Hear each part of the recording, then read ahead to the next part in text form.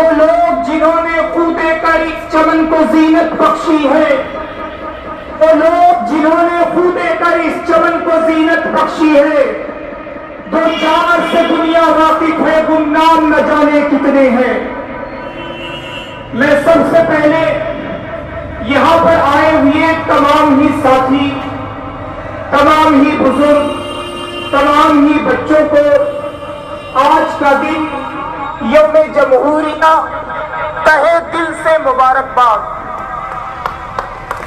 یقیناً ہم میں سے ہر کوئی جانتا ہے یہ ملک ہمارا ہے، سب کا ہے، کسی ایک کا نہیں۔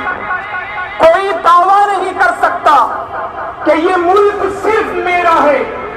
یہ ملک گنگا جمنی تہذیب کا ہمیشہ سے حامل رہا ہے، اور ہمیں اللہ رب العزت کی ذات سے یقین ہے کہ جب تک یہ دنیا قائم رہے گی یہ گنگی جمنی تہذیب قائم اور دائم رہے گی۔ وہ الگ بات ہے کہ کچھ لوگ ہیں جو یقیناً اس ملک کے امن و امان کو ختم کرنا چاہتے ہیں، اس ملک کی بھائی چارہ کو توڑنا چاہتے ہیں۔ ہم تیار ہیں ایسے لوگوں کو جواب دینے کے لیے، اور ان کو سبق سکھائیں گے اور بتائیں گے کہ یقیناً جب اس ملک کو آزادی کے وقت ضرورت پڑی تھی خون کی، تو اس خون کو کسی اور نے نہیں بلکہ اسی ملک میں رہنے والے ہندو، مسلم، سکھ اور عیسائی نے دیا تھا، کوئی نہیں کہہ سکتا۔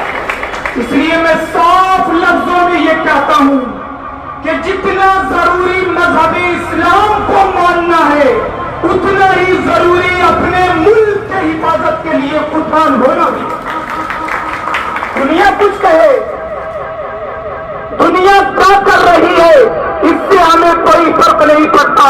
اگر ملک کے لیے ہمارے خون کی ضرورت پڑے گی تو ہم 100% تیار ہیں اس ملک کے لیے خون بہانے کے لیے۔ یہ ملک امن و امان کا شروع سے قائم اور دائم رہا ہے، اور ہمیشہ یہاں شانتی قائم اور دائم رہے۔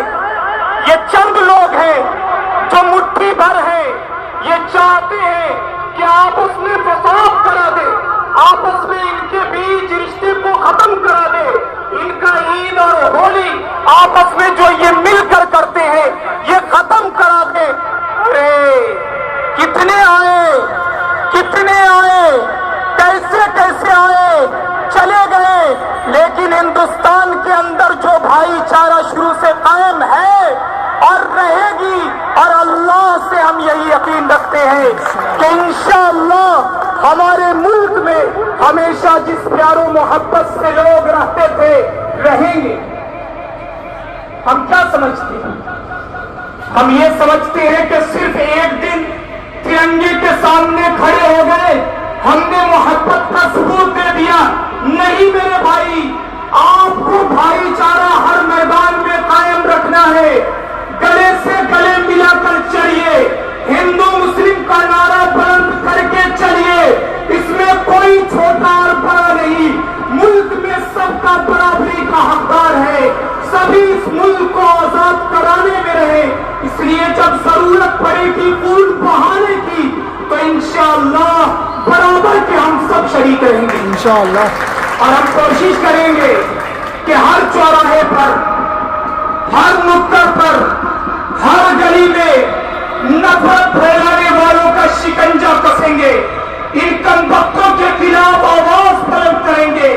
ایک وہ دجال تھے، ایک وہ کم بخت تھے جنہوں نے ہمیں بانٹا تھا، وہ انگریز کی شکل میں تھے، لیکن آج ہمارے نسل کے کچھ لوگ ہیں جو ہمیں بانٹنا چاہیں گے، ہمارے قانون اور ہمارے سنویدھان کے ساتھ کھلواڑ کریں گے، چھیڑیں گے، چاہیں گے کہ ہندوستان کا سنویدھان بدل جائے۔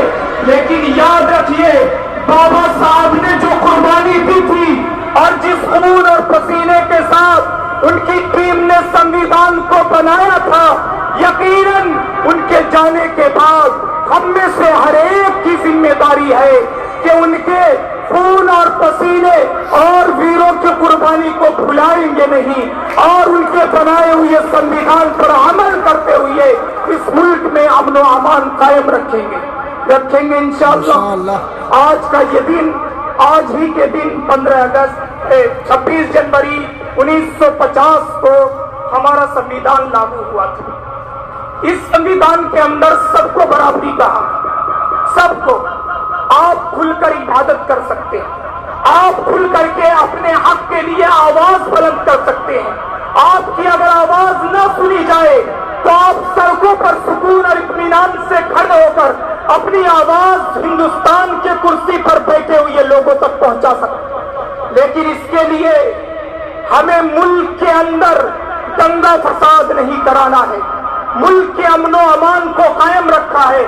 خاص کر کے میں ان بچوں سے اپیل کرتا ہوں کہ آپ اپنے اندر بھائی چارے کو قائم رکھیے گا، ہر موڑ پر، چاہے وہ کوئی ہو، آپ کا دوست کسی مذہب کا ہو، کسی دھرم کا ہو، اس سے کوئی مطلب نہیں۔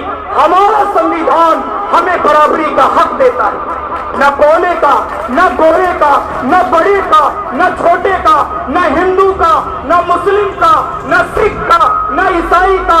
اس ملک میں رہنے والے ہر ایک لوگ برابر ہیں اور برابر ہی قدم بڑھائیں گے اور اس ملک کو انشاءاللہ چمکائیں گے۔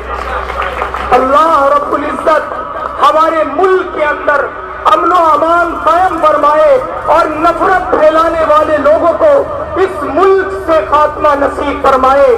آمین وآخر دعوانا الحمدللہ رب العالمین۔ ہندوستان زندہ باد، ہندوستان زندہ باد۔